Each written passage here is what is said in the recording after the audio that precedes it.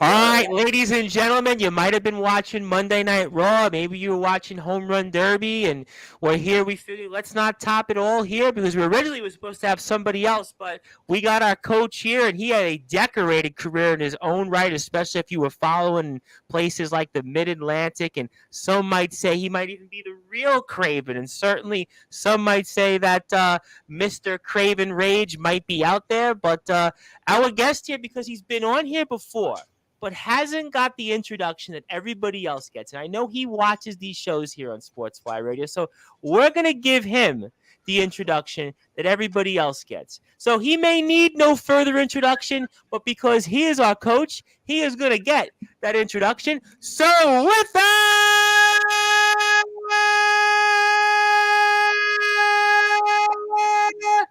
wait for it. Further ado here on the Sports Report, number one, Level Sports Show. The legendary, some might say, the real Kraven, Double K, Kris Kraven.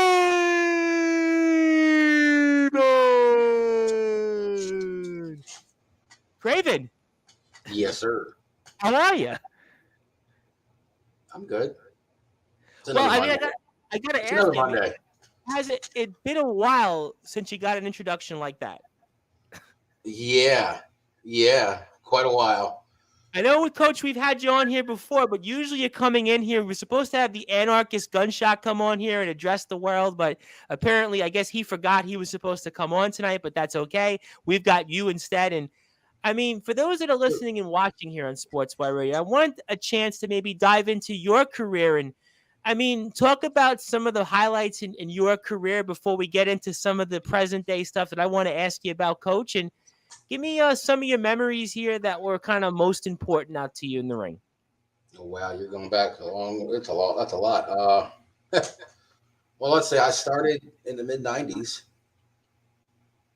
I think I was like 13 or 14 years old when I started doing backyard wrestling. What was that like? I mean, doing the backyard scene back in the mid-'90s. I mean, what was that scene like? I mean, when you're that young in that time frame, you're pretty much somebody else's crash test dummy. Anything else, pretty much. It's pretty much what you are. Okay, so I mean, I would imagine you've done it all, whether it's trampoline, whether it's pavement. I mean, some guys have done it in the snow, some guys have done it in the rain, some guys have done it on pavement, they've done it on dirt roads, they've used tree branches, they've used for sale signs. I mean, so we've even done it on the roof of a building. Wait. Time out, Mr. Kraven, Mr. Coach. You wrestled on a roof. Now, were you concerned that you were going to throw someone off a roof a la Hell in the Cell 25 years ago? I knew a guy. This is actually not too long ago. I knew a guy that had his family owned the building. So he put a ring on the roof, like a low quality ring, one that's on a low profile ring that's only about a foot off the ground or 2 feet off the ground.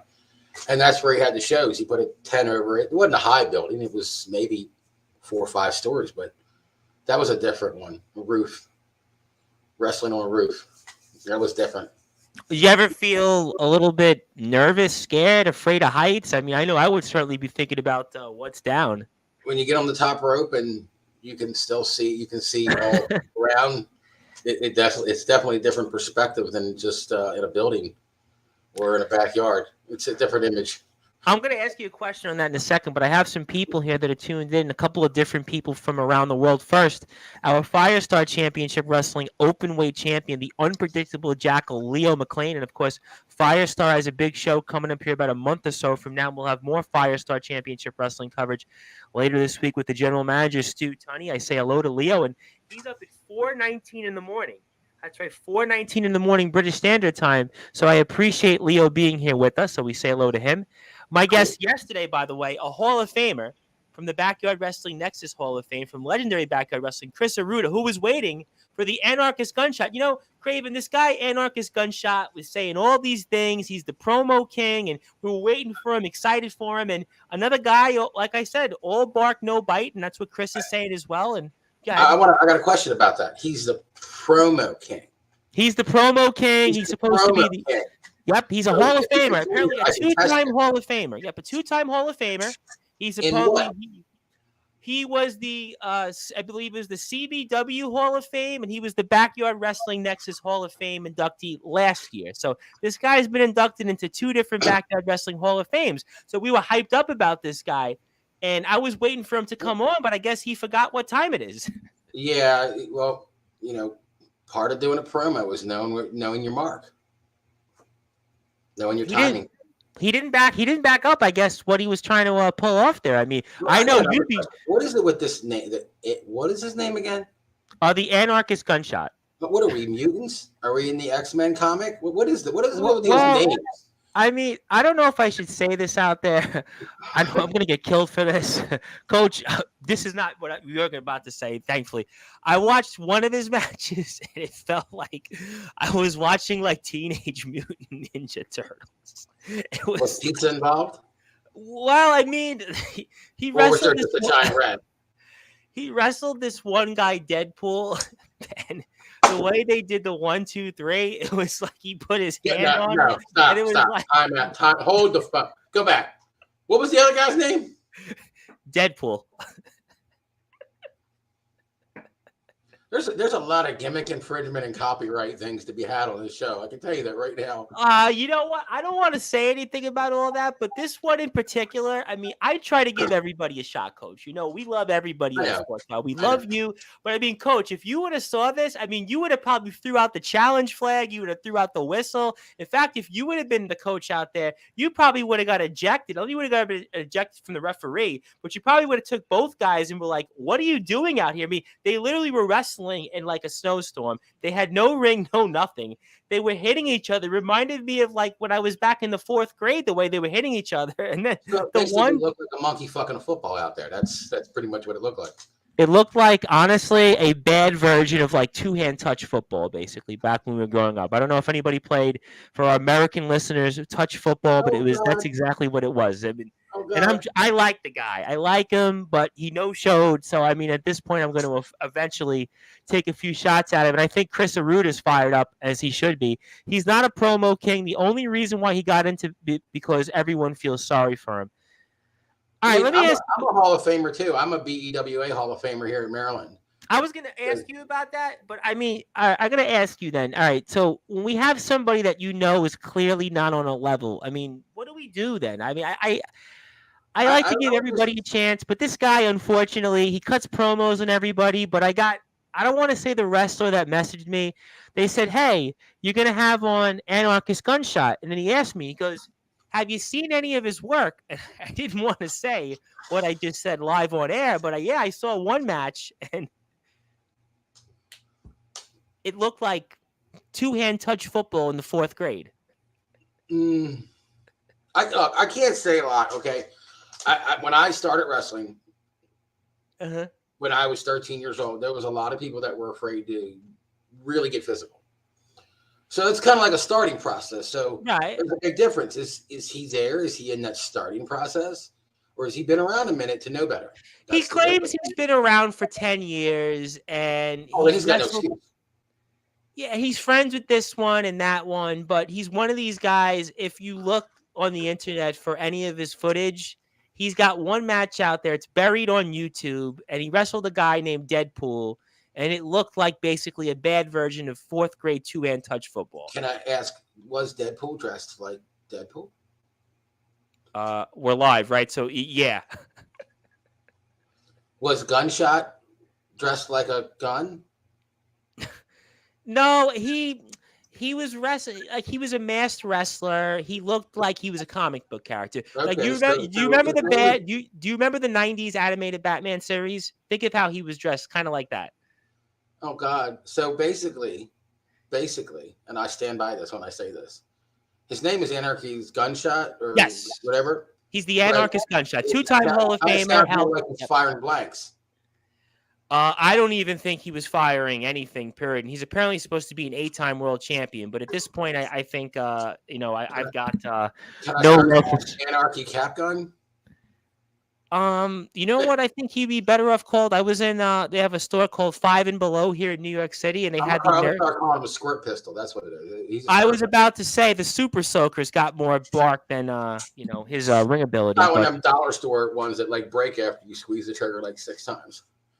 well, it could be. I mean, I'll have to get back to you on that. But Kris is fired up. I fell asleep watching his matches, and for doing this for 10 years, I think he needs to find the NXT training level for backyard wrestling. Coach, I got to ask you, I know you've been a Hall of Famer. I'll work in some of that in a bit. But, I mean, these guys, we get a lot of them on Sportswire that they say they're Hall of Famers, they've done this, they've done that, and then you watch them or the way they present themselves here on Sportswire, and, maybe they're YouTube streamers for 10 years, but not wrestlers for 10 years. So what do you say to something like that? I mean, you're the coach. I mean, you're the guy that's supposed to throw the challenge flag out there for us. I look at it like this. Like, if you're going to, like I said the first time I was on here, if you're going to do this, do it to do it. Don't be like, oh, I'm the best in there. No, you're not. If you're going out and you got to tell somebody what you are, you ain't that. If you can show somebody, that's a whole nother ballgame. Like, work on posting, work on selling, work on bumps, work on your. No, I gotta be honest. This match, I gotta be honest. And I was with a wrestler this past weekend, legendary British wrestler Sheriff Steele. You would have liked him. And I said to him, the first thing I said is, I'm never going to call myself a wrestler because I'm obviously not trained. But I could tell you right now, and I put all my life savings on it, which is actually a pretty penny. I could have done a better match with no training than what I saw the Anarchist Gunshot involved in. I'm sorry, I'm burying this guy right now, but I mean, I say work on, like I said, work on your craft. Like, there's no ceiling, like with wrestling. There really isn't. People think there's restrictions or there's things that hold you down, or a booker or a promoter, or how far you can. No, there isn't really. Like, when it comes to the actual skill, there's no limit. If you want to learn it, you can do it. If you want to perfect it, you can do it. Like, a lot of people these days don't, especially in backyard wrestling, they don't have the art of storytelling. Now, I know people go storytelling is more of an indie or pro thing, but it doesn't have to be. I can tell you right now, storytelling in backyard wrestling, it's what it brings people in the doors.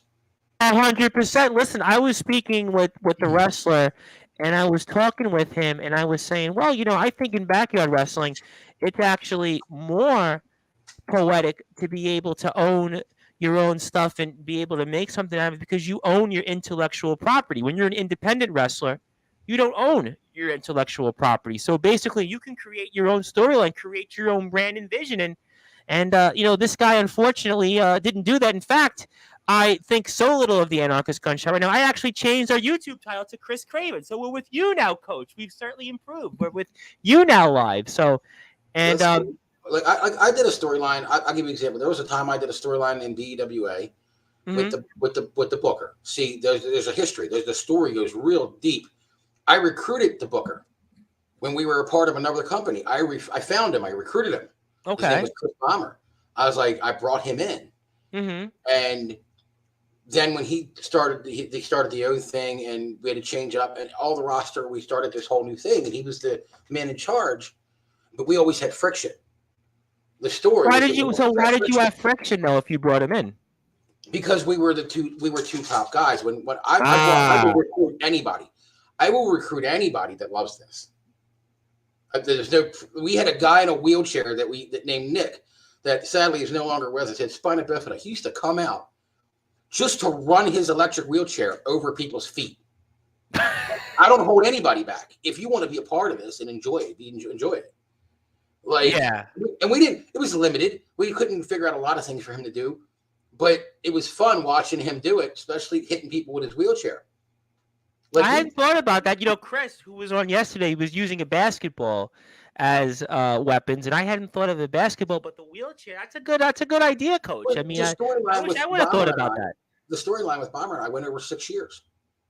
It stretched over 6 years. It was almost like when I recruited him, he was like the underling, and then he rose to be above, and then it was a struggle for power, and then it turned into, because when he became the booker, it was almost like an Austin McMahon thing. Yeah, right. Austin McMahon lasted on and off for 4 years. Tried to hold me down, and it got to the point where I wound up winning the company's championship.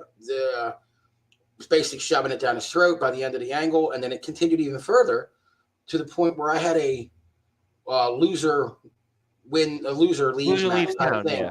where this guy put me in a gauntlet, and I beat the gauntlet, and then faced him after he stunned me with a taser gun. He actually stunned me with a taser gun. Well, that was what was that? Scott Hall and Goldberg. That's how Goldberg lost the Yeah, streak with the taser gun. and I still beat him. And he come up with a loophole on how he can't leave because he runs the thing. It just kept going on. It went on for like 6 years straight.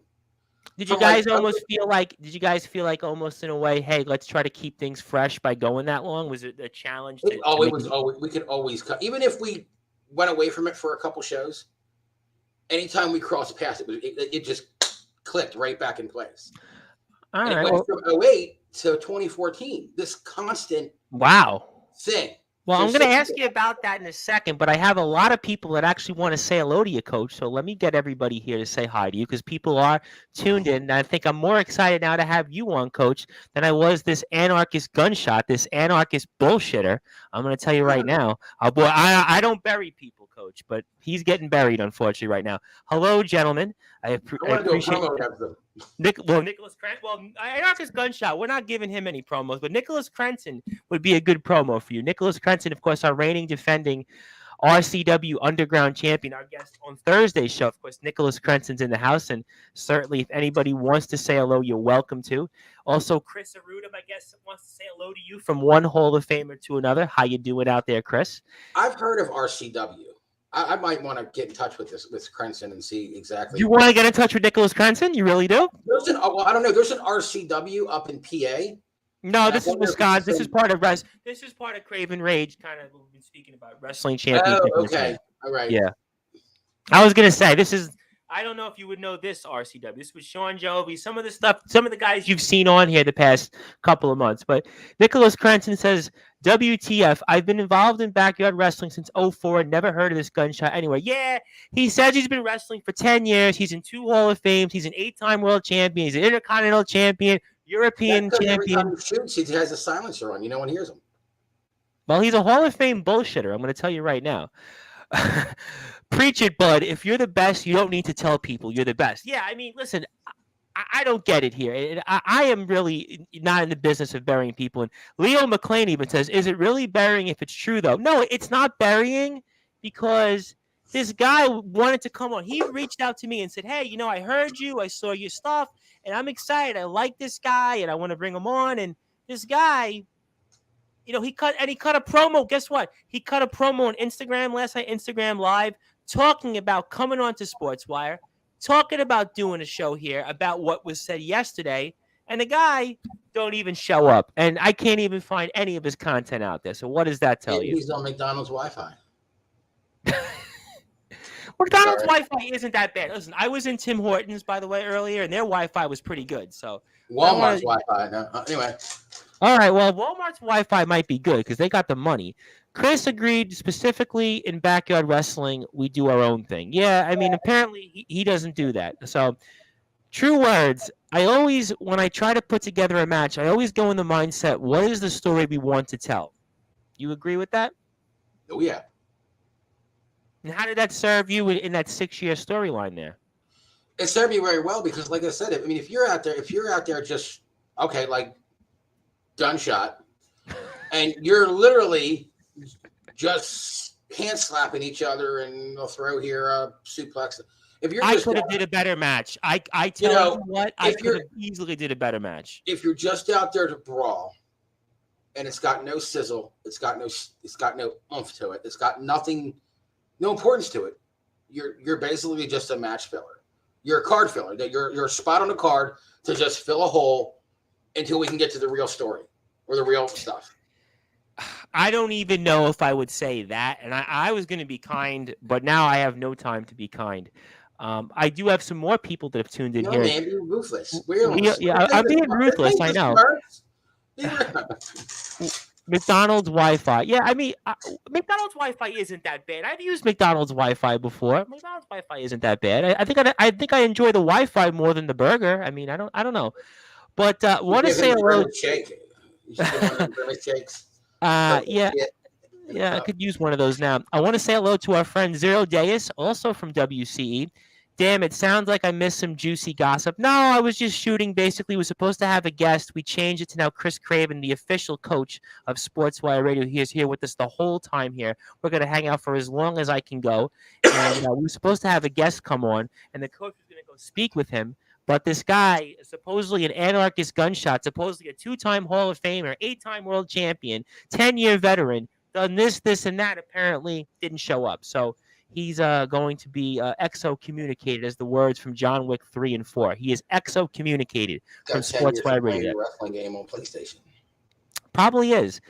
Nicholas Crenton says, I'm a big fan of 90s All Japan, and the Kings Road style was based on in-ring storytelling. You're correct on that. I want to say hello to somebody who I didn't get a chance to see this weekend, and that is James D. Simone from the friendly confines of Long Island, and he's an up-and-coming, emerging college basketball player, big fan of ours, also a big fan of his. He is also going to come on to Sportswire Radio before he goes to Misericordia University up there in Pennsylvania, not too far from you, Coach. Missed you at the Liberty game. Hopefully we can get some burgers soon. Yes, we will definitely catch up. I should be on Long Island before the end of the month, so I will certainly make note that we run into each other, James. And certainly I definitely missed you too, my man, and we'll definitely hook up for sure. Also, he says, just don't work there like their ice cream machine, basically talking about the Wi-Fi.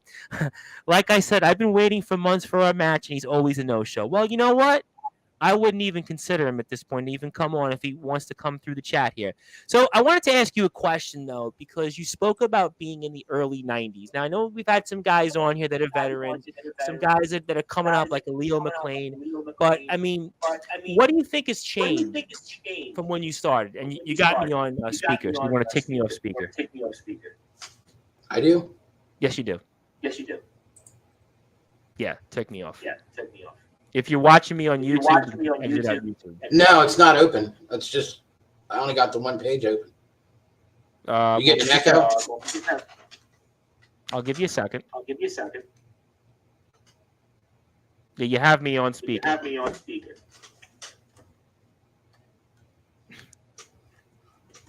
Hold on. Take your time. How about now? Let me see. Let's I still hear myself echoing. So you want to take me? How the hell are you echoing?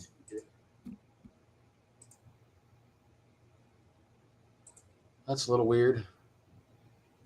Are you on a phone or a laptop? I'm on a desktop, but hold on. If you have the YouTube link open, close the YouTube link out. No, I don't have the YouTube link open. I'm straight on the stream here. Okay, well, I'm going to try my best to go through this, even though I'm hearing myself speak. But how has backyard wrestling, you think, changed since when you started?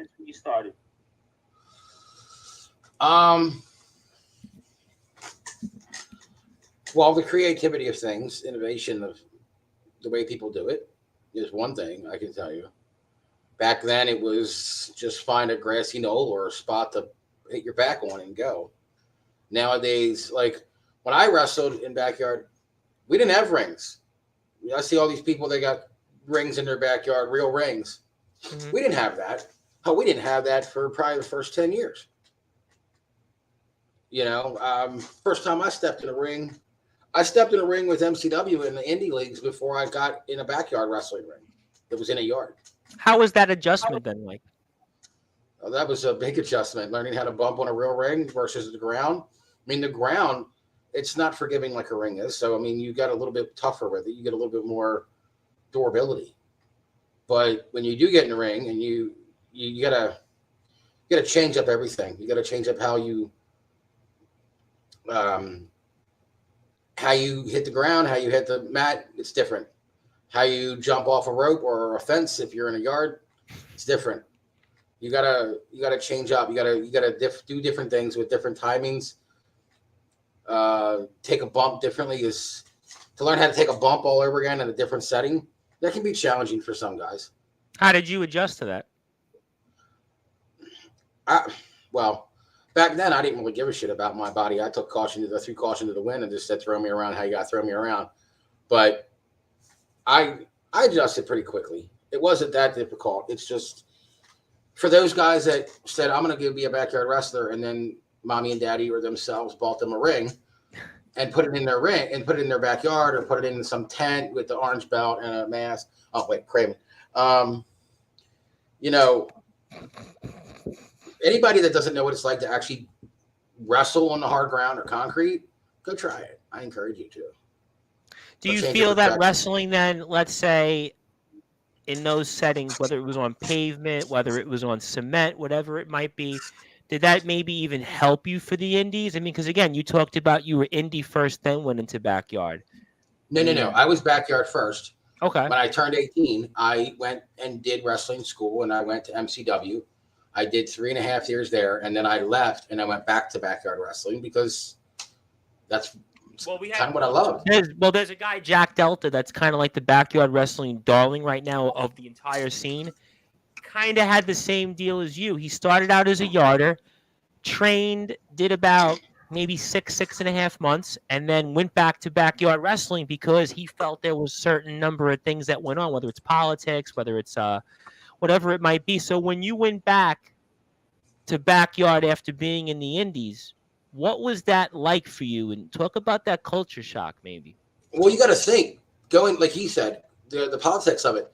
Back in the 90s, late 90s, early 2000s, an average guy of 5'8", even 6 foot tall, 150 to 200 pounds, you're not getting hired. Unless you've got an immense amount of skill or experience, or you got a name attached to you that gets you royalties, you're not going anywhere. Unless you literally go up there and grind and show them, like you move out of state, you go where they are. And it's kind of complicated to do. So going back from going to backyard to indie to going back to backyard, the shock of it wasn't really a challenge. Going from backyard to indie was a little bit of a challenge, but going back wasn't. Because let me ask you two thoughts on that, and I have comments from people. I'll get to those in a second. But let me ask you the first part. When you went from backyard into the indies, did guys give you grief that you were a quote-unquote yarder? Then conversely, as a follow-up, when you went back to the yard scene, did guys maybe treat you the other way around? Said, hey, you know what? You were an indie wrestler for a while. You had some success. You did some different things. So did you kind of see two sides of the coin and kind of how you were treated? I mean, I'm curious about that because I know I have wrestlers out there that are listening to this right now. So when I went from backyard to indie, when I joined MCW, I went to the wrestling school Bone Breakers here in Arbutus, Maryland. And I did that for 8 months. And then they put me on a card, and I was a jobber. The whole time I was in MCW, I was nothing more than a jobber. Somebody that went in and got his ass kicked for 5 minutes, and that was it. Hey, but you were out there though. Listen, it was. But yes, I got an immense amount of grief and insult for even mentioning, hey, did you ever do this before? Yeah, I did back. That's not real, right? No, don't say that. Like they would cut you off immediately and look at you like you're a disease. But then again, the flip side of that is, truth be told, 80% of people that go to wrestling school and become a wrestler were in a yard at one point doing it. You know, it's funny you said that. When I was on Russian radio earlier this week, I was on, again, with a massive audience that's only now discovering wrestling. The owner of the station asked me, well, how do people train to become a wrestler? And I said, well, you go to a wrestling school, but truth be told, most people, while they won't admit it, they've wrestled somewhere, whether it's on concrete, whether it's in a trampoline, whether it's on some sort of makeshift ring, and that's the God's honest truth. So they won't admit it. It's kind of a dark name to mention, but that's the truth. I could not agree with you more. But when I went back, when I left, I didn't renew my license. I didn't stay in MCW. I actually started I didn't think I was going to go back to yard wrestling. I had my first child. I thought I was just going to give it a rest, you know? Sure. But when I went back like 4 months after I stopped doing MCW. And it was a little different. I had half the guys going, oh God, you think you're bigger because you went there. And then half the guys going, let me pick your brain. Let me see what I can get off of you. Let me pick your brain. Let me see what I can learn. And it's kind of funny because what I was able to do with the group of friends that I had back then, I was able to show them pretty much a lot of the things that I learned. a lot of the process, which changed everything for us here in Maryland. It changed the entire recipe for how we did things. Guys were showing up with better names, better gimmicks, better people. I call people. I'd go over to my friends' houses and I'd find them in the backyard practicing because they wanted to get better. They wanted to have something that was better than anything else. Do you think, and I'll get to comments in a second, do you think it's also because this is my thoughts? Tell me your thoughts, because obviously you know a lot better than me. You've obviously been a veteran. You've been a Hall of Famer. You've done a lot of great things. But I think there's maybe more focus on some of those things as a yarder because you have a wider audience. You know, as an indie guy, you know, again, your intellectual property is not owned by you. So 9 times out of 10, your promoter is not going to stream your content. As a yarder, you're honing your craft to a wider audience because nowadays everything goes on YouTube. So every yarder out there, I mean, I get to watch so many matches of the different people that come on because it's up on YouTube. Or even back in the day, 15 years ago, you still had content being edited because we were still in the early stages of YouTube. So do you think that it's a part of it because you own your intellectual property and you can kind of use that as a way to kind of expand your horizons? Talk to me about that. Well, YouTube, social media in general, YouTube, the internet in its entirety is a whole nother monster. No, I listen. Anybody right now, right? Yes, right now. It allows anybody that's going to do anything, any kind of content, wrestling, music, whatever, to get exposure. Back in the mid 90s or late 90s or early 2000s, if we wanted to watch our stuff, it was tape trade. Camcorder up on a tripod. You had to tape trade. Listen, remember those were the days still the 90s. You know, it was VHS. So, you know, you didn't know. Nobody knew. You know, I was saying this, I think, when Kris came on yesterday, and I said, growing up, the only way you knew about somebody wrestling was if you lived in the neighborhood. Otherwise, there was no way that you would know of people wrestling in, whether it was a backyard or an independent show. There was no knowledge of that.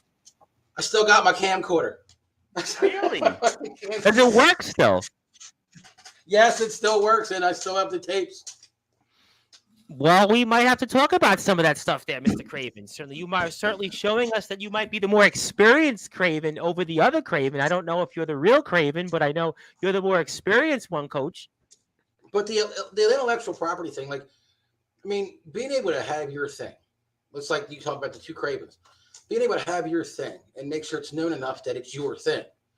Like, even when I went to MCW, they wouldn't allow me to be Kris Kraven. They thought it was the stupidest name in the book. You know how it is. Bookers want to tell you how to be and who to be. When I was speaking with the British wrestler yesterday, 2 days ago, Sheriff Steele, we were talking about that. Whereas you're in one town and one promoter thinks you should be a face, but the other one thinks that you should be a full-blown heel and should acknowledge nothing about what you've done in your prior work. So, yeah, that's kind of how it goes almost. When I did indie, they turned me, and I shit you not, I can't believe I'm even going to say this. They turned me into a wannabe Hardy Boy. They said we wanted to put the Dingo jeans on you, the different colored, like Hot Topic tank tops. We're going to make you dye your head all different. I had long hair. They were like, we want you. My hair was as long as yours. They were like, we want you to dye your hair every week, every show. And we're going to call you Jeff. They called you Chris Harley. So it's like a knockoff of Jeff Hardy. Well, first of all, Harley. Time out. I got questions. Time out. First question is, A, do you own a Harley? And B, have you ever been to Hot Topic? Yeah, Hot Topic, yes. I am a fashion victim of Hot Topic in the 90s. I was a teen, you know. Well, you know, I went. Well, you know, it's funny. I didn't even realize Hot Topic was still open. Last week when I went to the movies, when I saw Indiana Jones, I'm in the Staten Island Mall and I saw Hot Topic. And I was like, wait a minute. Hot Topic still exists? Yeah, well, it's kind of funny. When I was in MCW, they did this. They did, we're going to name you Chris Harley. Right. And we're going to do kind of a Harley, we're going to do a Hardy Boys, Dudley Boys kind of thing.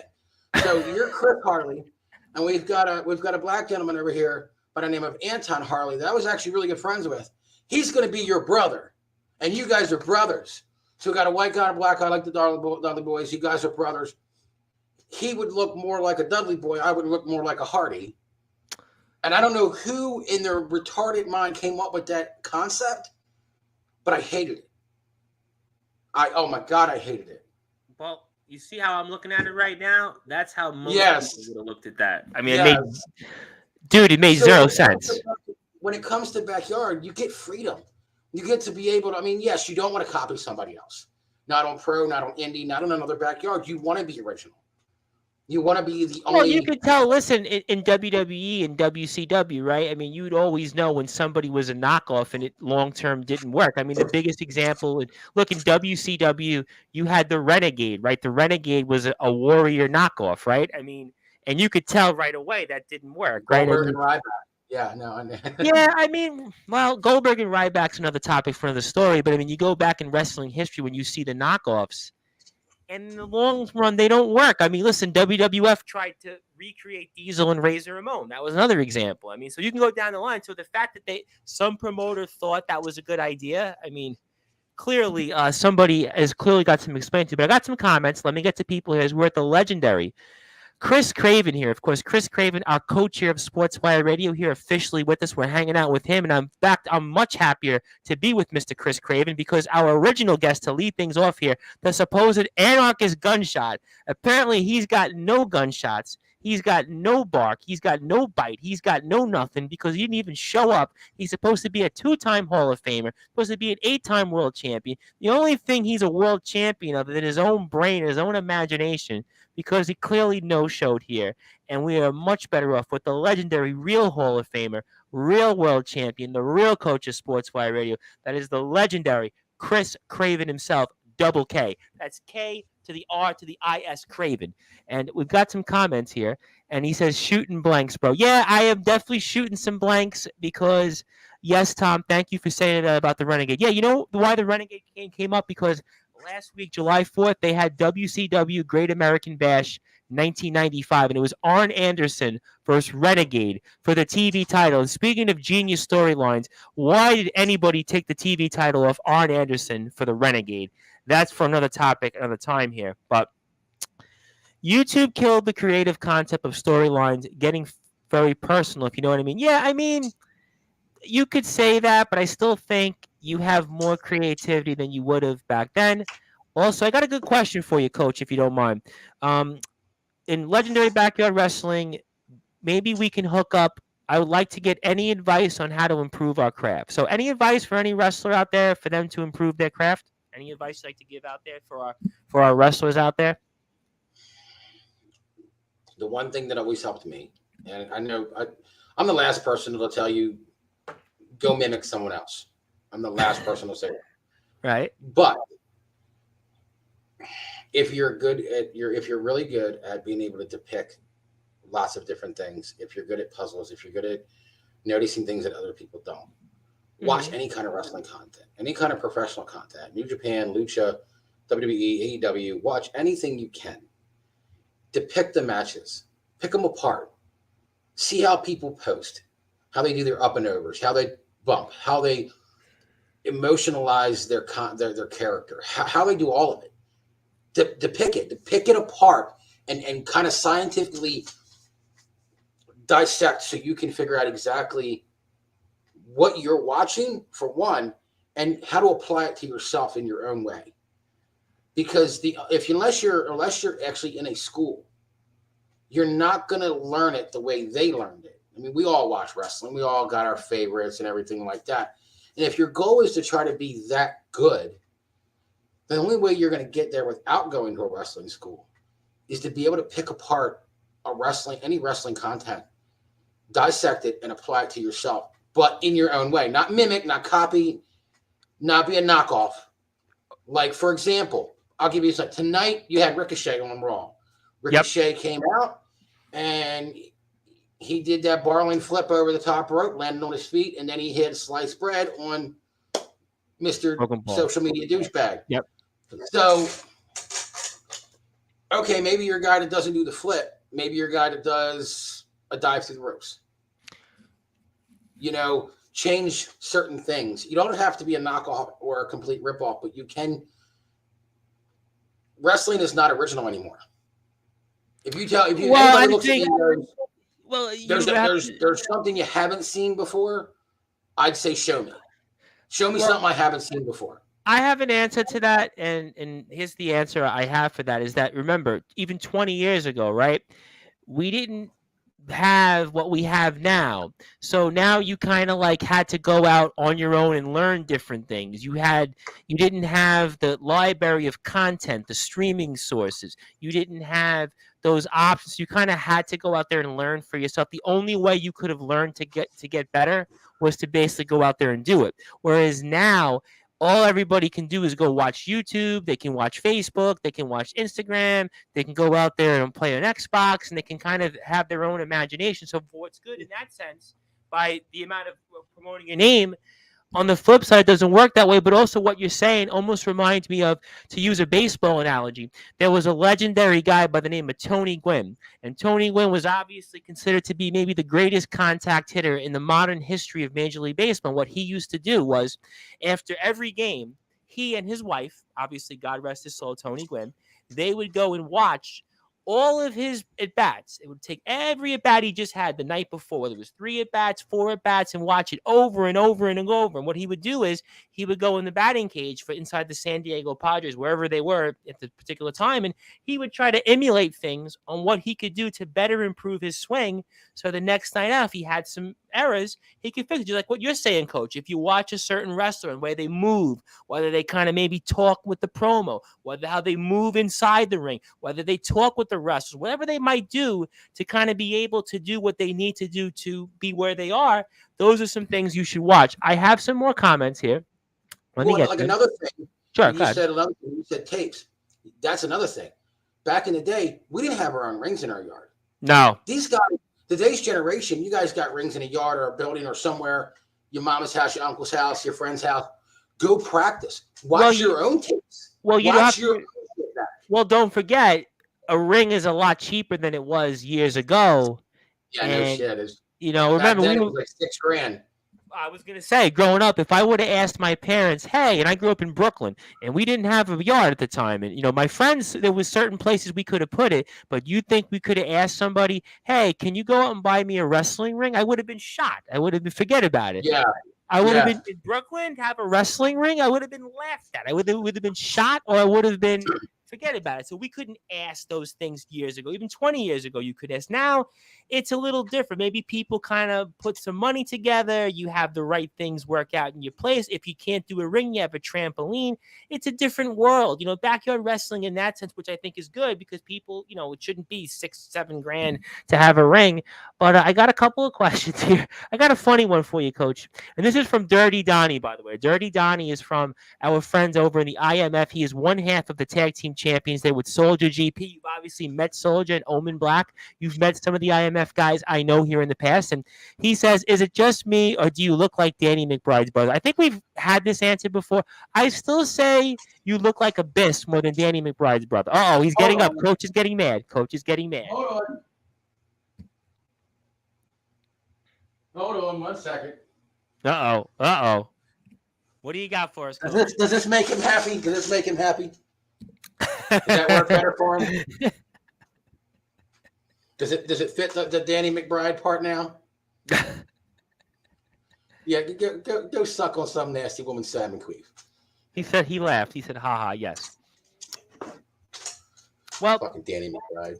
What do you think about Kraven Rage in the IMF, by the way? Your buddy Kraven Rage. What do you think about Kraven Rage? Apparently, the Backyard Nightmare. In or out of character? In character, out of character. I think everybody's trying their best. In character, out of character, I think he's an okay guy. Honestly, I think he's really in what he does. I think this is probably old for a lot of guys here. I think if he was on the Gong Show, he'd have got gonged after 2 seconds.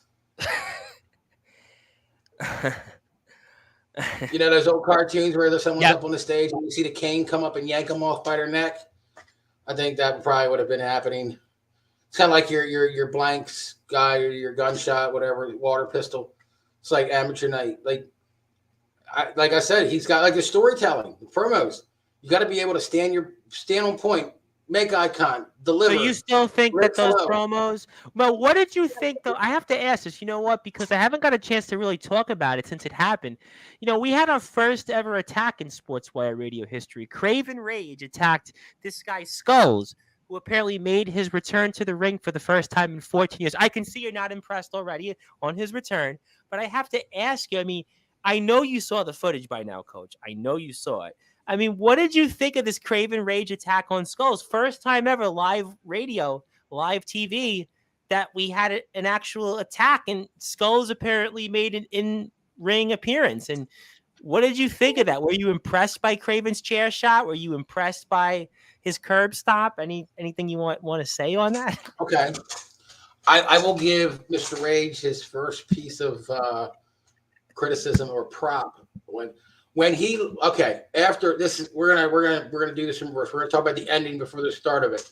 All right, Coach. At the end, he got right in the camera and he made contact and he got aggressive and he delivered whatever he wanted to say without tripping over his words. I was like, oh my God, he did it. He grew up. He actually did it. Like, give that man a cookie. That is exactly how you need to do it. Take your shot. Get in the camera or get in your opponent's face and shoot. Don't stutter. Don't trip. And I said proud. I felt like my words of wisdom helped him. But now we'll go back. You want to take credit for that, Coach? Do you want to take? Yeah, I'm gonna take credit for that. I'm gonna take credit for that. Whether he thinks so or not, I'm taking credit for that. That's mine. Well, I'll make sure he hears this. By the way, I'll make sure he hears this. But the attack, like, he comes up, the Skulls. Oh my God!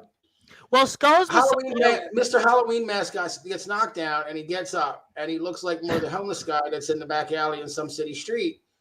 I thought maybe there was something presentable under there, like or scary. He gets up and he's like, "I'm gonna get you back," or whatever the hell he said.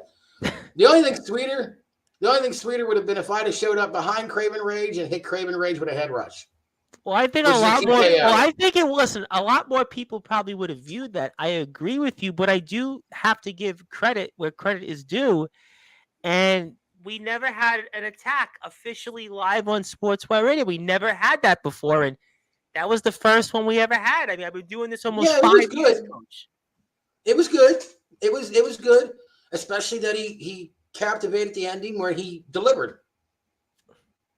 And it wasn't like he wasn't stuttering. He got in there. He was aggressive. I was like, well, I think in part people liked it also because this guy Skulls, and he's gonna come on here when WC Showdown in the Yard is released, probably sometime later in this week. So we'll have Skulls on in the next couple of weeks for sure. We'll get his thoughts on his experience down there in Wisconsin. But Skulls was kind of like a lightning rod here because wrestlers off air would ask me, hey, who is this guy, right? He talks all the time. He cuts these like an anarchist gunshot, right? Talks, and you never see nothing of him. So I think there was a fascination with this guy Skulls in the fact that, okay, he's actually showing up in a ring. He is actually going to wrestle. And then Kraven Rage kind of does a number on him. So I think there was a fascination because wrestlers would ask me left and right and say, who the hell is this guy? And I'm like, I don't know. What do you know? People ask me, what do you know? And I'm like, well, he cuts promos all the time and tags me on Facebook randomly. I mean, the guy tags me on every little thing, but there was a fascination, I think. And that's kind of why maybe it worked. I don't know. I'm sorry. I'm still just. I'm actually a fan of Mr. Black, Omen Black. I think he's good. Well, you should. Now you gotta watch. And I want to give a. You froze for a minute. IMF Wrestling 666. They had on the DKW IMF Summer Bash, and Omen Black wrestled Matthew Forsaken for the DKW World Title. And Omen Black. Now these guys drove 9.5 hours. From Iowa to Ohio, considering what Mr. Black had put himself through, and I'm not going to spoil how the match went and just different things that went on, Mr. Kraven, all I'm going to say is I don't know how Omen Black drove 9.5 hours back to Iowa after what he put his body through. That's all I'm going to say. What this man put his body through. That morning. I think it was more than Wheaties he would have needed because what he put himself through. I was surprised he was even walking afterwards because what he put his body through and just the different objects, the different things he went through. And Dirty Donnie, who was there, says, great match. It was a great match. And the entire card was great. And they're going to have another Summer Bash next year, the first week of July. I want everybody to follow IMF_wrestling on Instagram, IMF Wrestling 666. Also, Dark Cryptic Wrestling on YouTube. And I have more comments here. Kris would like to thank you for the advice. Thank you from Kris Aruda. Also, he says, that's why I laughed because of the Kraven Rage attack. Because it was like finally. Yeah, it was kind of like finally. It was kind of like that moment where it was finally, it was happening. He finally got out of his rocking chair and hit someone. Like, well, you know what? You know what I think it was? Tell me your thoughts on this, because obviously you've done a lot in this sport. You've done a lot of things that you may or may not want to admit of. I think he had pent-up aggression for all these months. Remember, this guy Skulls, for the better part of 4 months. 4 months, this guy was calling out Kraven Rage. For 4 months. Kraven Rage didn't know him, didn't know anything about him. And for 4 months, Skulls was calling him out. And maybe Kraven Rage was like, you know what? I've had it up to here. You come all the way to my house. You come into my company. You're sitting in my ring. And now I'm going to get you. That's what I think. Is that fair? I say always play with their minds. Always. As far as Skulls goes, I always play with their minds. If you can get under someone's skin, if you can rattle them before you even get in the ring with them, I say do it. Can I put up a comment, because I believe that there's another Kraven that would like to say hello to you. Would you like me to bring up his comment? Well, first of all, he says hello. And then, first of all, Mr. Kris Kraven, yes, you teach me one thing, and thank you. But what I learned is I don't need to speak. My actions speak louder than my words in the ring. Did he stutter when he tried to type that? Actually, he says, thank you for your wisdom on my promo. You're welcome. Now, seriously, with all due respect, yeah. Anything I can do to help anybody. I mean, that's the goal here. Like, you pay anything forward with wrestling, it helps the next guy. It will help you eventually in the long run, too. Because if you got to work with that person, you're working with somebody that has that experience now.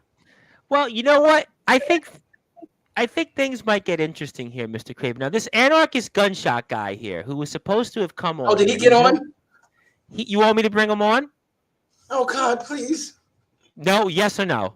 Yes. Oh God, I'm chomping at a bit. You sure? You sure you want me to do this?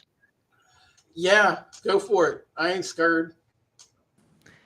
You know, Mr. Anarchist Gunshot. You know, I gotta be honest with you, man. You were supposed to be here. You were an hour late. You were on Instagram, and I had a whole thing wrote up with you. We brought on Kris Kraven, Hall of Famer, instead of your place. Guy's legacy speaks for itself, and you got some explaining to do, man. Where are you been, man? All right, pause before speaking in character or anything. I meant to come on sooner, but I had a really busy day. I'm still in the process of moving, so I still have things that need to be done. And I was busy all day. We went into Sioux Falls and had to do all that. I know, but you could have messaged me and said, hey, man, I'm not going to make it. I would have said, let's do another day. No, I was still going to be able to make it. I just got distracted with a few things, and this slipped my mind. You know, I'm busy. I apologize. But I'm here now. Now, what's up? Well, I mean, I think you're the topic because, you know, I got to be honest with you. You know I like you, man. You know I'm a fan of yours, but I mean, you said some things about Kris Aruda. You didn't show up here, and Mr. Aruda, you know, he made some points because I was trying to look up some of your content, and, you know, it wasn't, let's say, up to standards as Mr. Aruda's content. I mean, he makes that point. And you know what? He's convinced me. Maybe it's because I'm in the mood I'm in right now because you didn't show up, but what do you want to say now to those that are watching? Like,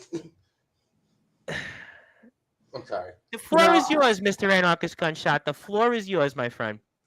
I don't care about Kris Aruda's opinion because the thing is, our match has been hyped up for a year. And don't get me wrong, I will make it happen. Uh, and it will happen. Don't get me wrong; it's 100% going to happen. But you see, I was dealing with a little money issue. I'll admit it now. But guess what?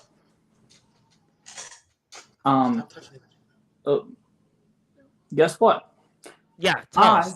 That's what I want to know. Give it to me. You can see here. This doesn't look. You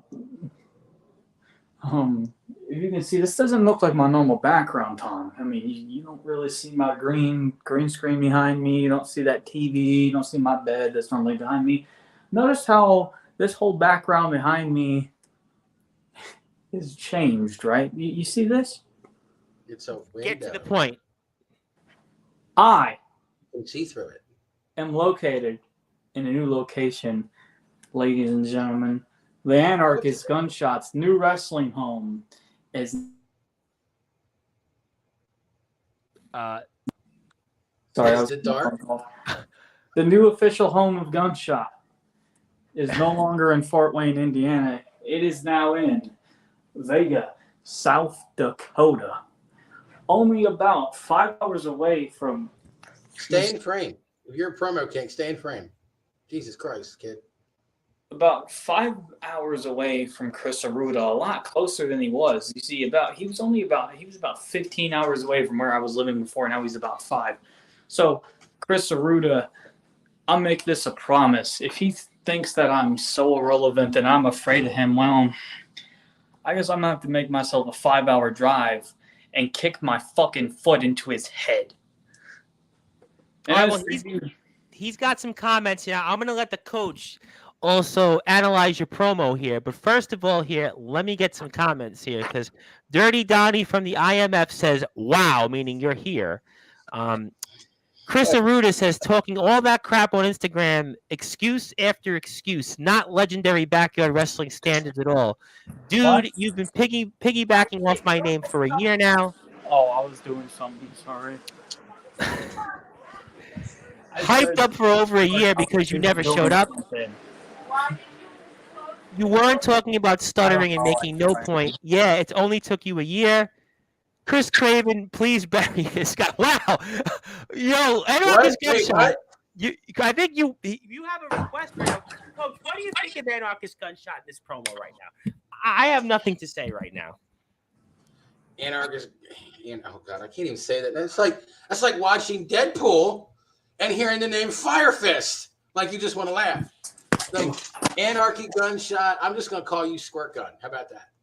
You can call me Squirt Gun because let me tell you something. Guess what I have over my shoulder that most people do not. You see, most people out there in the backyard, they go get their little replica championships. They go and get their titles from Brigade or Pro-Am. You see, I'm different. I got myself way better custom belt, way better looking, and something that, quite frankly, they're all jealous and want to take from me. And Kris Aruda, you can say what you want, but honestly, you got another leather copy of the big gold WCW title. Yeah. Hey, look what I got. Look, I got this. I got an insert holder. It keeps things fresh and smelling good in here, so I don't have to smell your bullshit. But I don't know who the fuck you are, but honestly, no, you don't, and that's the problem. You don't know who I am, and that's a problem. But it's also fine at the same time. The problem is, I got on here for minute 1 with Mr. Bryce, and he talks about how his blind date stood him up, and that would be you. And that's just rude. You don't do that. Like you're over there looking like young Sheldon and shit with a leather strap over your shoulder. What is that? Is that your back support for workout? Do you lift your soda can? It's not. If it was, it wouldn't have buttons on. No, you stop talking because you ain't no promo king. You can't cut a promo. You haven't stayed in frame this whole time. How do you cut a promo? You can't stay in the camera sight. You gotta do something. Deliver. Oh my God, deliver. I ain't got my right background. I can see a window. All right. You want me to deliver? First of all, I don't know why you're coming on here and trying to spit something directly at me because both of you know that you can't fucking cut a promo to save your life out of a wet paper fucking bag. And second of all, I don't give a fuck about my opinion about some old guy who looks like he hasn't lost his virginity in 40 years. Okay. Now, if you excuse me, old man, I think you need to take your dumb ass on back to the retirement home before I send you on packing back to it. Do you know who the fuck I am? Do you? He's going through puberty, right? That's what's going on. He's got all that hormones going on. Let me tell you. Wait, you want to reference how old I am? You want to reference whether or not I have a sexual life? You want to reference that you're going to come all the way down from North Dakota to Maryland and stop me? You're going to tell me that I don't know how to cut a promo when, boy, I just shot on you for 3 minutes. And I'm sitting here listening to you. First of all, Dude, you just made yourself look completely grow the fuck stupid. up. You just made yourself look completely stupid because I don't even live in North Dakota. If you were paying attention and you didn't have cum in your ears, I literally said I lived in South Dakota. Now, that being said, I don't give a fuck about your opinion either. It don't matter if you're in Albuquerque. I don't give a fuck about your opinion. I don't care about your fucking opinion. Okay? You literally, if we wrestle, it would end in 5 seconds. It would end with me punching you in the face twice, kicking you on the ground, and taking you for the 1, 2, 3. You are an old fucking man. An old man. You're right. I'm an old man with wisdom and experience that you have none of. I don't. Anything against me, but the problem is this: you continue to sit there and talk. I got this. I can say that. I can make an insult. Good for you. Good for you. You can't carry a shoot. You're still going in and out of frame. You ain't no promo kid. You're not even a wrestler. You think that I'm gonna go with Mr. Bryce's comment on this? That 2-hand touch football match you had, you might as well have made it flag football, put your tutus on, and had fairy dancing lessons. Like, really? Against a guy named Deadpool. Oh, that's a copyright infringement. Dude, get some originality. Really. Go, you know what? Here's a better thing. Go in your bathroom, get any pimples off your face, get past your puberty, go learn your craft. And when you finally do, and you got your background set up just good so you can block that window in your whichever Dakota you live in, then come talk to me. I am an old man, and I've got 27 years doing this. 27 years. You ain't got shit compared to me. You can sit there all you want. I got 10 years of doing it. Show me 10 years of contact. Show me 10 years of experience. Hey, if you shut the fuck up for a second, yeah, okay.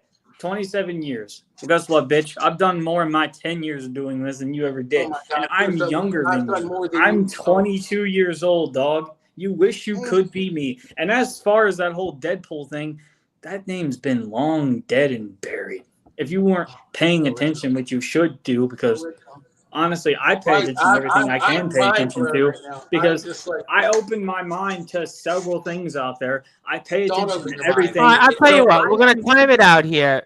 Anarchist, I want to bring you on a different time, but I want you to do, because I want to finish with the coach, and I appreciate the effort that you came in here, but let's reschedule on a different time. What do you want to say to anybody out there that you want to change their minds after what we've heard this evening? So I'm going to dial it back. I'm going to do everybody is solid.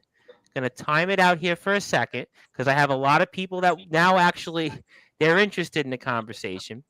But what do you want to say to people that say,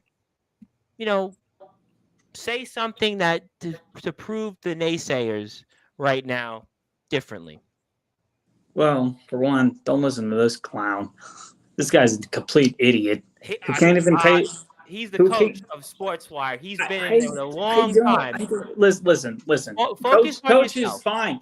Coaching is fine, but a coach can't do shit if he can't pay attention to product. If you can pay attention to product, then it's irrelevant. Okay, but I will point out. Remember what I said earlier, Mr. Bryce, about getting under someone's skin? Yeah, and that's why I'm actually trying to do it a solid for you, because I like you still, Anarchist. You watch my content. I like you. You're a good guy off the air, and I want to do you a solid. I want to give you another chance because I do think you're a good guy, and I think your heart's in the right place. And I think everybody is, obviously we want to start everybody fresh. So I want to give you the opportunity to the naysayers out there. Forget about the personal stuff we just said. Forget about all that, because I think you are a good guy and I like you personally. And I see it in your eyes that you have something in you. So I want to dial it back without the personal comments, without the he said, she said. It's one of them things.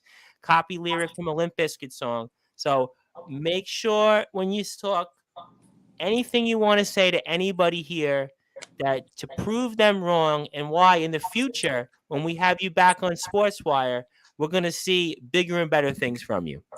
Well, first of all, I'll be ready. I won't be out in public as long as I was. Okay, I'll give you that much. I'll give you the benefit of the doubt. I like you. I'll be here and I'll be here and I'll be ready. Okay, good. Second of all, mind if I just respond to something? And it's nothing that this guy had to say. I don't really give a fuck about this guy. Well, really. you that's where you're gonna lose me, because he's a veteran in the sport. He's been in the game. Hey, don't get me wrong. I respect veterans, but let's look at what I've accomplished. Anybody heard the name Captain Law? Yes, I know who you've wrestled. I will. Now give listen. But he's that also, man. Listen. I got you. Listen. Captain Law didn't get attention before he wrestled me. He never got fucking attention. Nobody knew who the fuck that guy was. And once he wrestled me, he got signed to UWA. He got signed to ROEW. He's a big name in XCW. He's a former international champion because of me. If I didn't make his name so big, do you honestly think he'd be doing anything? No, he'd still be fucking filming on a potato, getting about 19 views on a match. I have literally made careers. I don't need to prove myself when I've already proved it for 10 fucking years. And I will admit that maybe I made a mistake here tonight, and that's perfectly fine. We're all human on the inside. We all make mistakes. I should have been more prepared. I should have hopped on here a lot quicker, and that's my bad. But I'll be damned if some little fuckface over here is trying to give me an opinion on how to wrestle when he doesn't even watch the product. Deadpool's gone. He's buried. I understand. I got you. I like you. So I'm doing you a solid, because again, when you realize you're speaking to a veteran who's been in there with big guys. So I'm going to cut you slack, because I like you. And there are people out there kind of watching, so I want to do you a solid. So slow your roll on the talk on the veterans, because we have a lot of veterans on Sportswire, a lot of different guys. So I'm cutting you slack. What do you want to say though to Kris Aruda? Focus on Kris Aruda. Then I'm going to give you one or two thoughts. And you see, you're a busy guy. You're in the process of a move. I respect that. You got a lot going on. I want to bring you on when you can make it on a time. So give me a thought or two on Mr. Aruda. There's a lot that goes on with thought about Kris Aruda. He comes on here and he's got all his opinions about me. He talks about me. He talks about this. He talks about that. But really, at the end of the day, it doesn't matter what his opinion is on me, because I have accomplished so much in my career. And it wasn't just in HFW that I became a champion. I went over to several companies and fucking did it. I did see, yes. I know you were in CBW. I saw some other companies. You did some work, so I give you that you have. He has been in one company. He was a part of LBYW. One fucking company. That doesn't do shit when you are a part of one company. And he didn't even make that big of an impact in that one company. Let's face it, would anybody really be talking about a Kris Aruda nowadays if I didn't hype up our match with that whole promo thing? I think that's unfair, because I think that's where you're losing me. No, he had matches with CJ Judd. I watched the matches. Those matches were very good. That's actually what I'm about to talk about. Okay. Because you see, you're right. He had matches with CJ Judd, and don't get me wrong, he had the attention. But who had more of the attention than CJ Judd? After Kris Aruda hadn't wrestled for a while, who had more attention? The Wilster. After that, who had more and more attention? Again, CJ Judd. Every person that is on LBYW has gotten way more attention than Kris Aruda. So you know what happened? Me and him had a little promo battle. I'm the one who brought him back into the light. I'm the one who got that attention. And you know what he did after that? He faced Showtime to keep himself in that attention, and that was because of me. I'm the one who brings these people that hide in the darkness and brings them into the light where they truthfully belong. But that's okay, because you know what? Sometimes when bringing people in the light, you got to put them directly back where they belong, right back in the fucking dark. All right, so I got that. Where can we find you on social media? Instagram. Anybody wants to add my Facebook, message me. Snapchat, Kris Durham 20. All social media, it's opened out there. I don't have a Twitter because Twitter's Twitter is a dead platform, but Instagram, I know we're on Instagram, and I want people to follow you on Instagram because you certainly do have a big following on Instagram, and I want to make sure that people do check you out there. That is the _anarchist_gunshot. So you definitely do have a following there. You certainly have done some things, and I want to make sure that people get a chance to go out there and find you, and we'll definitely make another time and place to have you on for a full spot.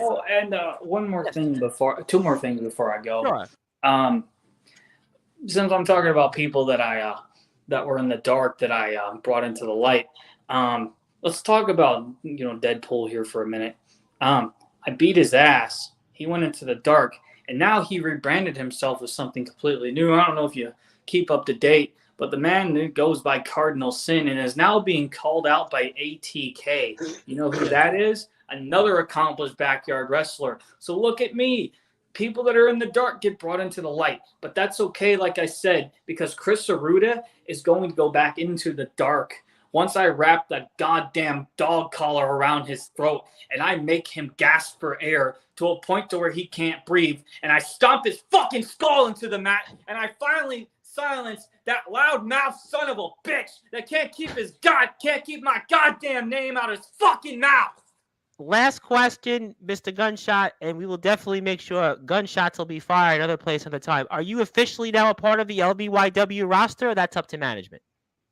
I guess you could say so. So we'll have to then basically ask management if you're a part of the roster. So I hope that you will be a part of the roster. I do think that you have a time and place, and I'd like to see more of you in the ring. I appreciate the effort. I appreciate that you were here. I know you're a busy man. You want to go back to moving, and congratulations on the move from Indiana to South Dakota. I look forward to seeing you more often in the future, and I hope to get you on time in a full spot. We'll give you the benefit of the doubt. Wait. I actually have another upcoming match from a guy from a different company, if you don't mind. Feel free, please.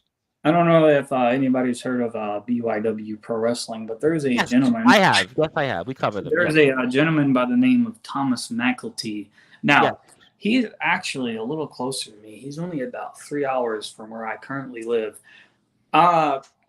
So, next coming up in match, I want my big return on YouTube to be phenomenal. So, the first match going up on HFW that you will see me on, I will take on Thomas McElty in a match of his choosing.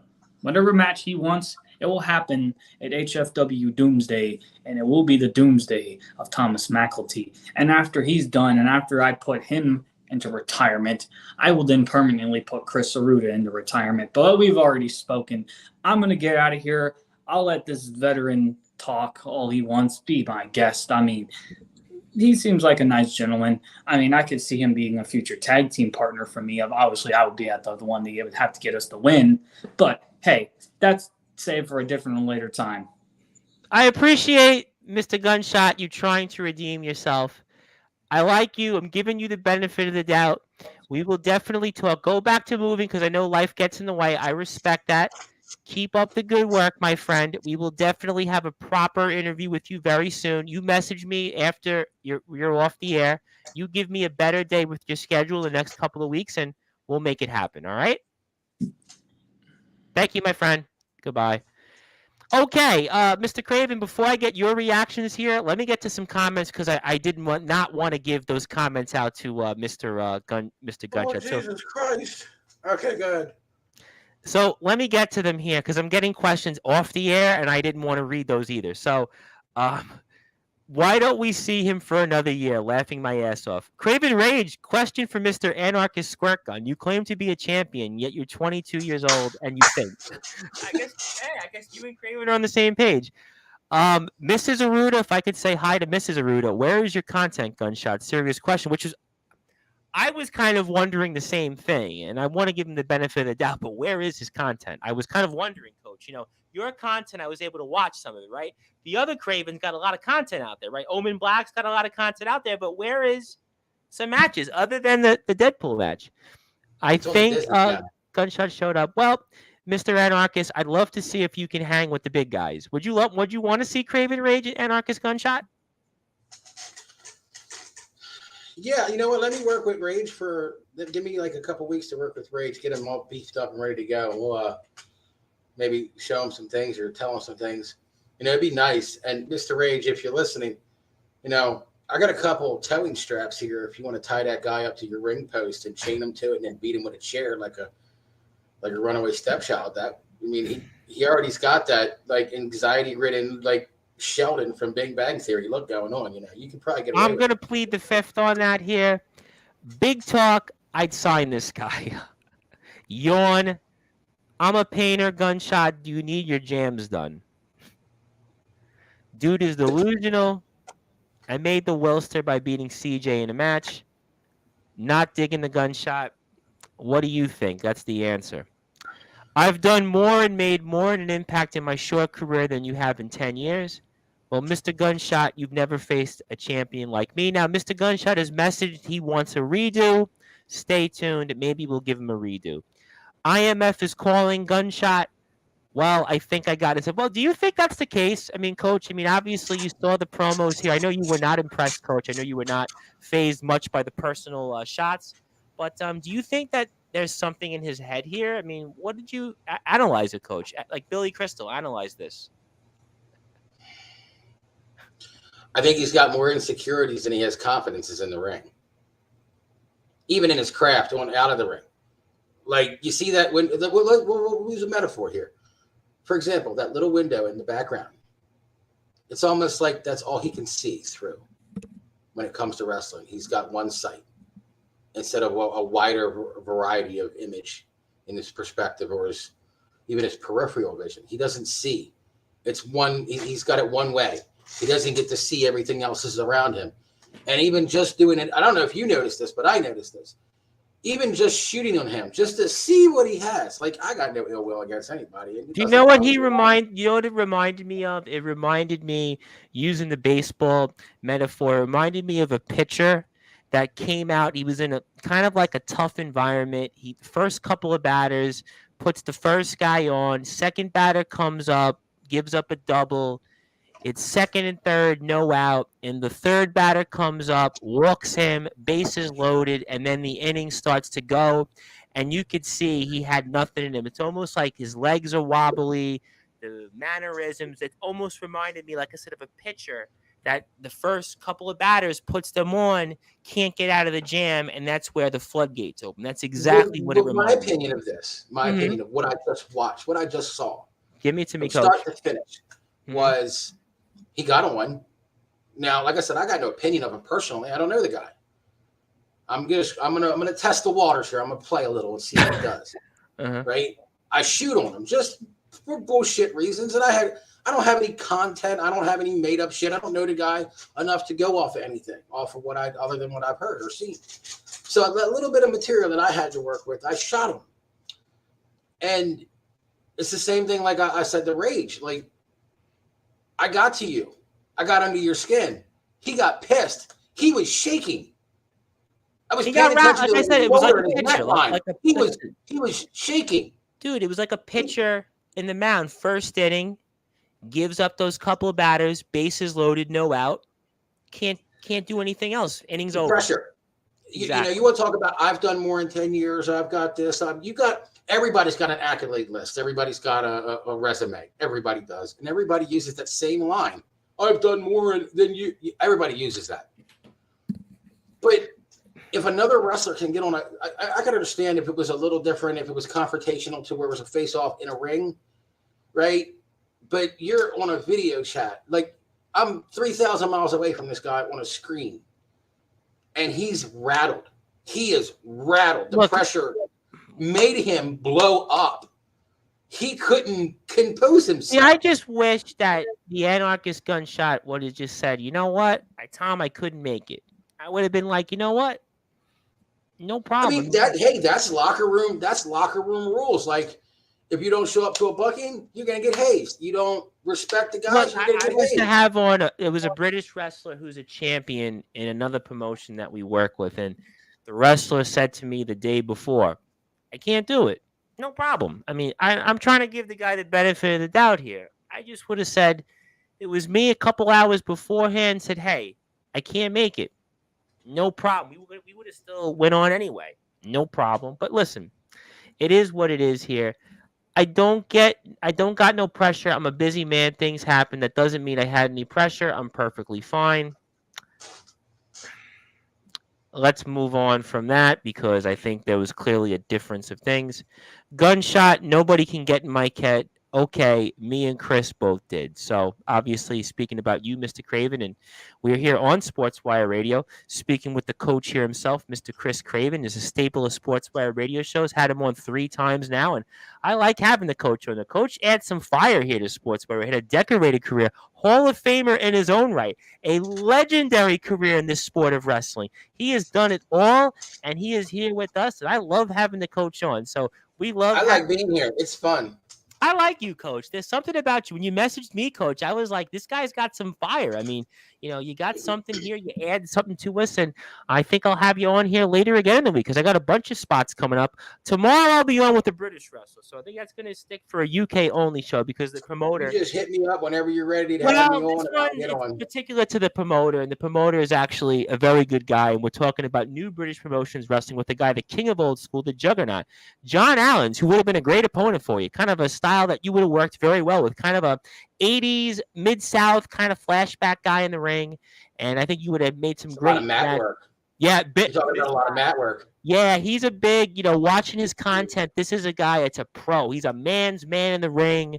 He pulled off 22, 23-minute matches, and some of the psychology he did in the ring. Really excited to have this guy on. Had him on about 2 months ago, and he's going to be wrestling in about 10 or so days from now, and I'm very excited about that for our friends over at New British Promotions Wrestling, and we'll talk about that 3 p.m. Eastern Time, 8 p.m. British Standard Time, so hang out for that. And the Anarchist Gunshot would like to say, hey, Kris, I respect you for everything that you had to say, and I respect your opinion on me, but I got a very important question for you. Okay, what's your question, Mr. Gunshot? Because I'm waiting for his response, so give me a question. I don't know how to change tampons. I'm not a female. What? What's up?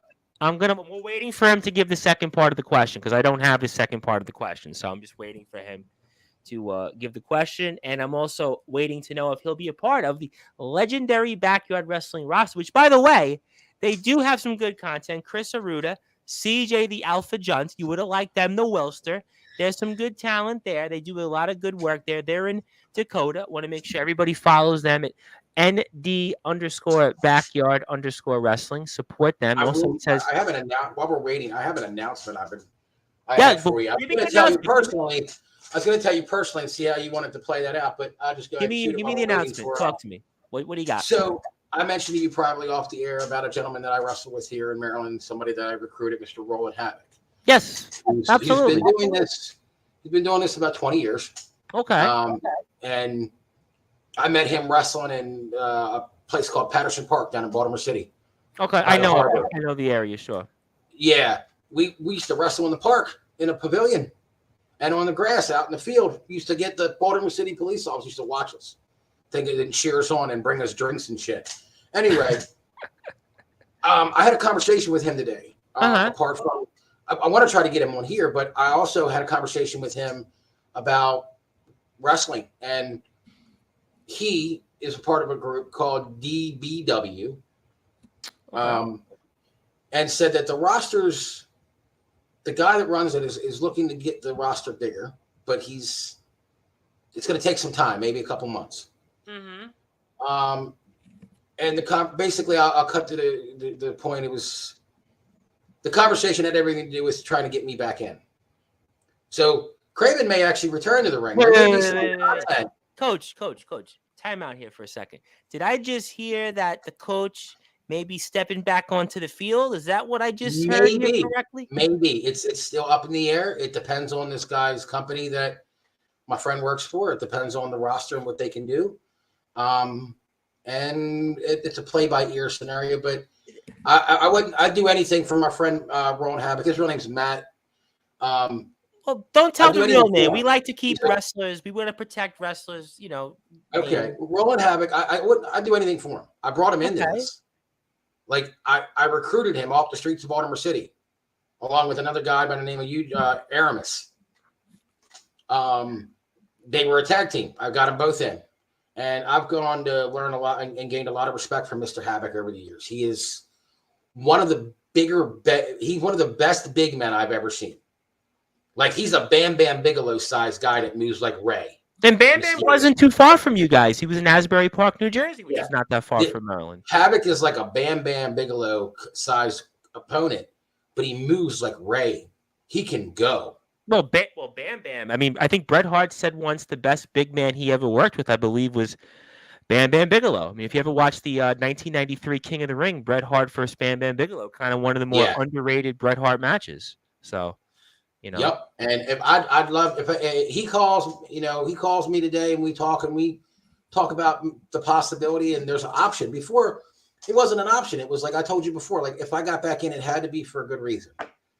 And what better to get in there than a long-term friend like I have with him. And well, I got another point, and I got comments on this because people are fired up right now.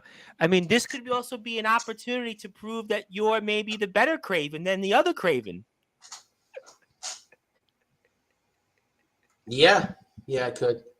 I mean, because Kraven's out there. He's the greatest, the backyard nightmare, the ruler of the yard, Kraven Rage. And you get back in the ring and step up there, and all of a sudden what you do in the ring, what you do best, you could say, you know what, Kraven Rage, you're on the clock. I mean, Kraven Rage. I mean, look what I did. Stepping back into the ring here after a few years off. I mean,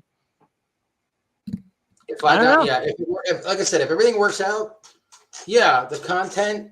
Do you think there's a possibility we could promote this here live on the air? I don't know. That's a question I'd have to ask the promoter. Well, I think that the promoter would like to reach out to us. I'm not a hard man to find, so if you'd like to promote and pass my information to the promoter. They're having a show in August. They have a show in August. That's their next show. I'm actually going to go up to there, and I'm going to sit and watch the show, and I'm going to introduce myself and get introduced to some people and the promoter and see where it goes from there. But yes, if there's some sort of a link that can be done to have it broad streamed over here or streamed whatever. I would even just want to promote the card or promote you in the ring. I mean, if there's absolutely. I mean, exposure is great. If I could, even just do that, because we do this all the time on Sportswire. So if there was a will and a way that if you make this return to the ring, obviously big if, right? Obviously. I got to get gear. I don't even have gear anymore. You think maybe Kraven could lend you some gear? Because, No, dude, I don't need his pap smear fucking wrestling masks. You don't want the ruler, the backyard nightmare shirt? You don't want to wear that? Oh. I don't want to know what kind of nightmare he does on other people's backyards. But he's been champion for almost 500 days. I mean, it's work. I got a high calorie problem for 500 days. What's the point? All right, but he is basically the ruler of the yard. Well, like I said, and you know what? I don't have a lot of time to travel. Like I said, I'm a first responder, so traveling for me is a little hard. Well, which is actually what Kris Aruda wanted to know, if there was ever a way you'd want to come up to North Dakota to help better our content. Oh, I would love, if I had it my way, I'd love to go anywhere. I'd love to go anywhere and check out everything. I'm a student of this. I'm a fan of this. This is a. Well, that's why I like you so much, because you really are you are your wrestling knowledge. I think it's so unique to have someone like yourself here with us as much as you are, because you know so much about the sport of wrestling. You've experienced so much. And I think that's why, we would love to just promote you in a return to the ring. And I hope that in a small way, maybe we played a part in maybe you coming back to wrestling. I believe that in my career doing this, there's been a number of wrestlers off the air that have privately expressed to me that because they were on the show, they did an interview and somebody saw it and they got some interest out there. So I would hope that, that's great. That's awesome. I appreciate everything. I appreciate any encouragement. I mean, like I said, I'd love to see I you out got to in the go to the ring. show. I got to meet the booker, and I got to go from there. And if Well, everything goes well, let's fingers crossed, right? There's always yes, absolutely. And then cross of the course, I's, then right? I got to Cross all. What was the line they would use when you were doing the SATs? You had to cross all your I's and T's, kind of like that. Yeah, that was the line for the crush your SATs. teeth out all your eyes. I got to. But the funny thing is actually really funny. I got to get back in shape. I got to start training again. I haven't been in condition for a ring in God knows how long. So once I get an answer, it's only a matter of time. If I get the yes and the thumbs up, it's only a matter of time. Well, I was speaking with Sheriff Steele off the air when he was here in New York on Saturday. We were speaking about actually that if you make the transition, now certainly if you make the return to the ring, we'll talk about those details more into that. But, there is a point that if you're a wrestler, you can get gassed rather quickly. And, that's something you're going to have to, do by training, whatever it might be. But let's cross that bridge when we get there, because obviously we would love to obviously see you in the ring. And, I have a cheat for that. I have a cheat for that. Obviously, I'm a smoker, so being winded is a regular thing for me. But if you have what's called ring psychology and territoriality in the ring, if your ring familiarity is on point and you know what you're doing, it's just like doing a dance you've done 1,000 Well, I mean, times. you've had in your career, was safe to say, what, over 500 matches? Yeah, that's an understatement. 1,000? 1,000? Maybe, yeah, that or more. Yeah, I don't count. I didn't count. Okay, so my point was that if you wrestled, let's say 1,000 times, right? I said over 500 because my thought was based on your career and experience, 750, 800, right?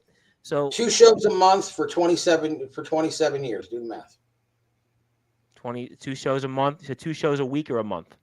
A month. 2 shows a month. 2 shows a month. So you did, I would say do the math. It comes out to about 750 matches. So my point is that you'll have less ring rust than somebody that has only wrestled 50 to 100 matches in their career, which is a lot of wrestlers that come on Sportswire. Some of the younger independent wrestlers, in the end, they have less experience. So you'd be able to see that. Also, Anarchist Gunshot would like to say, stop smoking a little bit of your promo work, though. So if you do want to come back to the ring, I'll check it out. When was the last time? He also wanted to know, when was the last time you seen your toes? My toes. Right now. I can look at them right now. They're right here. All right. Well, yeah. I'm not a fat dude, young man. Like, I can see things below me. All right. Well, that's obviously also. He's got high school insults. Let's push it back because I got a few more minutes with you, and I want to be respectful of people's time. Absolutely. Chris has a lot of knowledge to share just from this interview. Good guy. Love this live, guys. That's why I wanted to bring you on, Coach. That's why I like having you on, Coach, because you bring another element to Sportswire that I think we don't get a chance to explore too often. So I think having you regularly in the rotation, I think this weekend we're going to have you on a couple of times because I'm on, I think, at least 3 or 4 times. And speaking of legendary backyard wrestling, the Wilster is going to be on. So, Coach, I think if you're doing anything, what's your schedule Saturday evening, actually? What are you doing Saturday night? Because I got a good one for you to come on for. I got a guy. I'm telling you, there's a guy that I have coming on Saturday night. You're going to love to speak with this guy. Now I'm actually thinking about it. This guy, I'll tell you a little bit about him off the air in a few minutes. This guy, you're going to love to hear this guy. Oh, I think this will be some great audio. You know what? I wasn't going to originally bring him on, but now I'm going to definitely bring him on because I think, Coach, when you hear this guy, it's going to be like the 4th of July. Sparks are going to be flying. It is going to be very, very interesting. So I'm not going to have any criticism. Is that what you're saying? No, you'll have criticism because he's actually a backyarder that also wrestles in the indies and goes back to the backyarders. He calls himself the real deal Anthony Steele. He's actually a good guy. I've heard of Anthony Steele. Yes. You've heard of Anthony Steele. Yep. Anthony Steele is kind of like, if I were to say in backyard wrestling right now, the 2 of the biggest names, it's Jack Delta and Anthony Steele. So Anthony Steele, he's a very big deal. He wrestles differently than Jack Delta, kind of like a different kind of like a polar extreme of Jack Delta, you'll have a field day hearing from this guy. That's all I'm going to say. But I got nothing going on this weekend. I'm actually going to be relaxing this weekend. I'm not doing a damn thing, so I'll be free to do anything you want.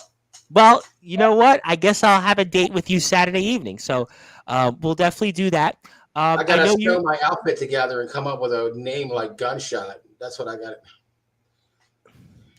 I have a couple of messages from Mr. Gunshot, but I'm going to check those off the air because I'm done with him. He doesn't impress me. It's like all right. So you know what? Let's end on a better note here. So I have one more question for you. What would you want to say to anybody out there that would get a chance to watch you in the ring and what they can expect if this return follows through? What would I want? What would I want them to look for or expect? Anything. It's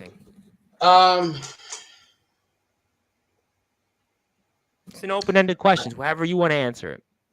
I'd say if you enjoy it, then that's good. I'm glad. If you don't, then give me your criticism. I'm not going to sit here and shit talk with somebody else without wanting to take the heat myself. Give me your criticism because if I make a mistake, I'm going to learn from it. I'm going to watch it back. I'm going to try to learn from it. So I want everything. I want the good, the bad, the negative, the positive, anything that anybody's got to say. That's something a real performer feeds off of. The criticism on both ends of the scale. When it's bad, all right, well, I could improve something. Let me work on that. When it's good, you take your congratulations and you be proud of yourself for what you've accomplished. I will say that. You know, when I was speaking with Sheriff Steele, I actually said sometimes the best part in wrestling matches is to see the different maybe spots that were kind of messed up and see how the wrestler overcomes those and kind of deals with the adversity to make the most of the match. So sometimes those spots, because everybody always can mess up. It happens with musicians. It happens with entertainers. Happens with actors. So it happens with everybody. Nobody is. You think about how long I've been out. I mean, I can train all I want, but I'm sure some sort of sign of ring rust is going to show up. And I think that if you return to the ring, I want to talk about those things. And I hope I get that opportunity to talk about that here with you, Mr. Kraven, because I think it'd be kind of cool to have two Kravens actively wrestling on Sportswire. So I am really excited about this opportunity. For those out there that are watching, is there any place we can find you that people could say hello to you, maybe give you a friend request on, just to maybe they can say more and want to talk to you on a personal level? I'm on Facebook. The same, that link, if whoever you want to send it to. I will send out your Facebook. I actually I try to update it as many times as I kind of look at it and try to update what's going on with Facebook as many as possible. There were a couple times where I didn't get to somebody right away, but I got to them like a day or two later. But just be patient. Like I said, I'm pretty busy during the week. I figured that, but as I know a lot of wrestlers I know have been reaching out to you, I would imagine. So I'm hopeful that you enjoy that. I can, like I said, I can sit here and shit talk anybody. I can shoot on anybody. I can do it for the fun of it, just for the fun of it, because that's what it is. It's fun. Yeah, but I call you coach because I think you do add something. Your knowledge speaks for itself, and I do think that you bring something to the table that I think is really useful, and that's why we like it. I hope that we get this opportunity. It's like on a humble side, like I'm not just going to get on here and talk shit to anybody just because I can or because I want to. I want to be able to offer help. Like if somebody comments privately with me, like Mr. Rage, I was able to help him figure out how to do that permanent, and he did it, and that was really cool to see him. Now, Kraven, listen, I want to say this, Kraven. Whatever you think of him in the character, off the character, he really, he's a good guy. He seems like that. He is. No, he really is. I've known him for a while now. And all the guys there. He calls me an old man. Well, yeah, I am an old man. I'm 40 years old. I'm a 40-year-old man, but I also know that time out, though. I'm going to remind you, though, that Finn Balor, right, just got the pin tonight on Raw. He's 45. I mean, almost 40. So on a humble side of things, I'm 40 years old. I've done this for 27 years. In the humble side of this, it's like, am I doing this from just me? No, I want to do this for a lot of. I want to do this for wrestling. And if anybody else that shares a locker room, or regardless if they're in the same state, the same company, or the same yard, passing on anything you have to the next guy helps. When you can deliver something that somebody can be inspired by, or any kind of advice that you can give somebody, or criticism you can give somebody that makes them improve or gets them better or makes them enjoy it even more, like pass it along. Like Mr. Gunshot, like on a humble side, I'd say, look, you got some good rage on the camera. Somebody had to fire you up to get that. The important thing is to try to get that without being fired. Look, I think, listen, I think we'll give him another chance. Hopefully, we'll see more from him. Let's see how he rolls with the punches. Let's give everybody a chance. You call me a coach, so I'm gonna try to coach him for a second. If he's still watching, like, make eye contact with the camera. If you're speaking to me, speak to me. Don't do this. Like, deliver it, because I want to take you seriously as a fan, whether I watch your stuff or not. As a fan of wrestling, if I'm watching you, I want to see what you got. I want to see everything you got. I don't want to just see part of it or distracted you because you're moving. I get that. You're moving. I understand that. I want to see what you got. Because for me, wrestling is something that entices me and intrigues me beyond anything else on this planet. And if I'm watching somebody perform, no matter how inexperienced or how experienced they are, I want to see everything they got. I don't want to taste. I want the whole damn plate. I want to see everything you got, because that's what I'm looking for. I'm looking for the whole fucking show in every performance. Yeah. No, I agree with all that. And I certainly will see what happens with the future of him. But I know one thing, ladies and gentlemen, tonight, we love hearing from Kris Kraven. We call him the coach. We are keeping our fingers crossed that he returns to the ring here for our friends out there in the beautiful state of Maryland, of course, part of the Mid-Atlantic here in the Northeastern. Also, what is IMF? My cowboy hat from gimmick infringement. You got one more question from Dirty Donnie. What is IMF not showing? Please answer that. I've only seen a little bit of their content. I want people to send. That's the other reason. People contact me on Facebook. Send me links. I'll watch any of it. I'll watch it all. I've only seen a couple things of IMF. And the one thing that I would say to any organization, anything out there, make sure you have good flow. Your matches flow, your timing flows, your moves flow. It looks like a dance versus a murder scene. Work on flow. That's the only thing I can give to anybody out there. No matter if you're good or not, work on your flow, your delivery. That is how you make it look perfect. Work on your flow. Nicholas Crenson would say, definitely like to pick your brain one of these days, Coach. And Dirty Donnie says, respect. Yeah, Crenson, definitely. I'll give Mr. Crenson your contact information if he doesn't have it already. I'll do the same thing for Mr. Dirty Donnie, because I think we're friends on Facebook, right, Donnie? Are we friends on Facebook? I forget it this way, but I'll make sure that they get your information, as well as Chris Aruda and those legendary backyard guys.